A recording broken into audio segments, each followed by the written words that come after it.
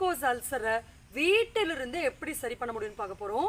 பல வருஷமா பல ஆயின்மெண்ட்ஸ் போட்டு பல சிகிச்சைகள் எடுத்து ஆறாத புண்களை வீட்டில் இருந்த மாதிரியே எப்படி ஆற்றிக்கொள்ள முடியும், அதில் எந்த விதமான செப்டிக் ஆகாத அளவுக்கு நாம் என்னென்ன உணவு கட்டுப்பாடுகளை எடுத்துக்கொள்ள முடியும் தான் இந்த பகுதியில் நம்ம முற்றிலுமா பார்க்க போறோம்.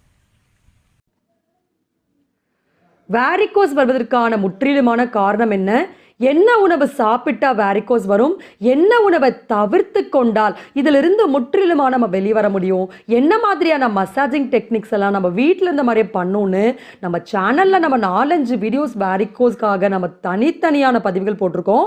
அந்த வீடியோஸோடைய லிங்க் எல்லாம் இந்த டிஸ்கிரிப்ஷன் கீழே நம்ம ஷேர் பண்ணுறோம். இது கண்டிப்பாக எல்லாருக்கும் பயனுள்ள தகவலாக இருக்கும். இந்த பதிவில் வாரிகோஸில் ஏற்படக்கூடிய அல்சரை முற்றிலுமாக எப்படி சரி பண்ண முடியும்னு ரிசல்ட்டோடு நம்ம போட்டிருக்கோம். இந்த ஃபோட்டோஸ்லாம் நீங்கள் பார்க்கலாம். பிஃபோர் ட்ரீட்மெண்ட், ஆஃப்டர் ட்ரீட்மெண்ட் முன்னாடி